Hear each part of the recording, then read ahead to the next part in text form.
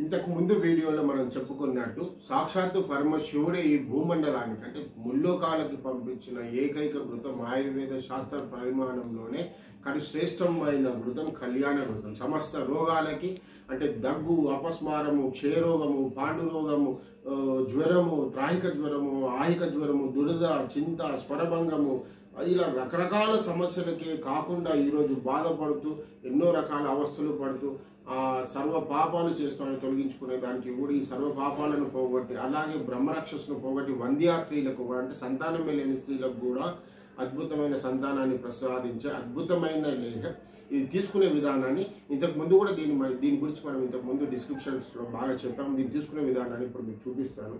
ఇలా ప్రతిరోజు ఒక పూటగా అంటే చెలిపిట్లాడడం ప్రతిరోజు మనం ఏం చేస్తామంటే చూడండి, కమ్మనైన మంచి నెయ్యితో తయారైంది. ఈ నెయ్యిలో మనం ఏం చేస్తామంటే ఈ మూలికలన్నింటినీ కూడా ఈ నెయ్యిలో ఉడికించడం జరుగుతుంది. ఘృతం అంటే నెయ్యి, ఆవు నెయ్యితో తయారైన ఈ ఘృతాన్ని ఇలా కొద్దిగా తీసుకోవాలి. అంటే రోజు ఒక చెంచాడు పరిమాణంలో తీసుకొని దీనికి మనం ఏం చేస్తామంటే కొద్దిగా చక్కెర, అట్లాగే సరిపోను నెయ్యి. అంటే సరిపోను అంటే ఇప్పుడు నెయ్యి ఒక సగం చెంచా తీసుకున్నాం అనుకోండి, కొద్దిగా ఈ తేనె కొద్దిగా ఎక్కువ ఉండాలి. అంటే నెయ్యి కంటే కూడా ఒక చెంచాడు తేనె ఎక్కువ ఉండాలి.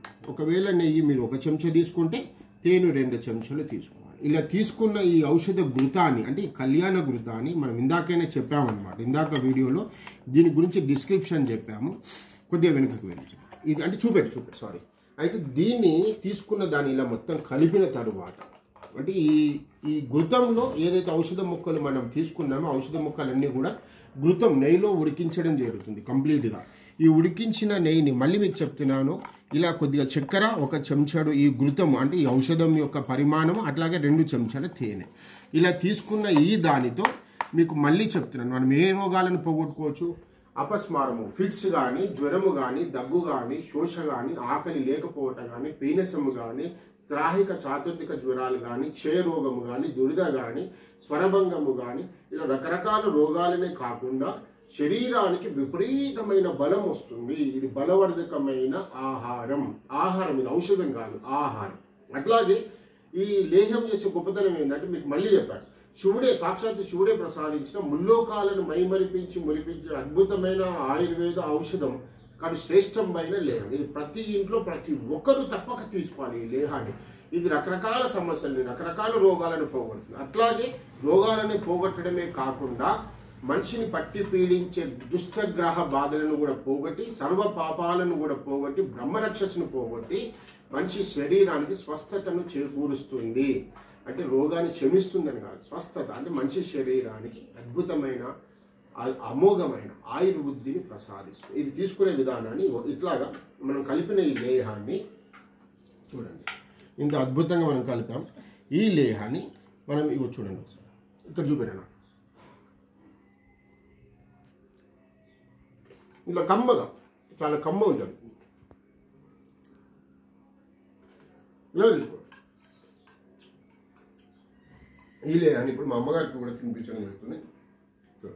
ఆల్రెడీ తను డయాబెటీస్ పేషెంట్, అంటే షుగర్తో బాధపడతాం. షుగర్ ఉన్న పేషెంట్స్ కూడా ఇంత ధైర్యంగా తేనెతో కానీ చక్కెరతో కానీ ఇచ్చే అద్భుతమైన లేహం ఇలా తీసుకోవచ్చు. ఇలా ప్రతి ఒక్కరు కూడా 20 రకాల రోగాలు దీని ద్వారా తగ్గిపోవడం జరుగుతుంది. అంటే 20 రకాల మేహాలు సార్ ఇలా సమస్త రోగాలపైన పనిచేసే కడు శ్రేష్టమైన లేహం కళ్యాణ ఘృతం అని తెలియజేస్తూ ఇంట్లో ఇంటిల్లిపాది చిన్నపిల్లల నుంచి పెద్దవాళ్ళ వరకు అందరూ కూడా చాలా ఇష్టంగా తీసుకోదగినది, చాలా కమ్మగా వాడుకోదగినది, అట్లాగే సర్వ పాపాలను పోగొట్టుకునేదగినది, అట్లాగే సర్వ రోగాలను నిర్మూలించుకునేదగినదని తెలియజేస్తూ మీ పృథ్వీరాజ్ శ్రీ సరస్వతి ఆయుర్వేద మరియు ప్రకృతి ఉత్పత్తులు షాద్ నగర్.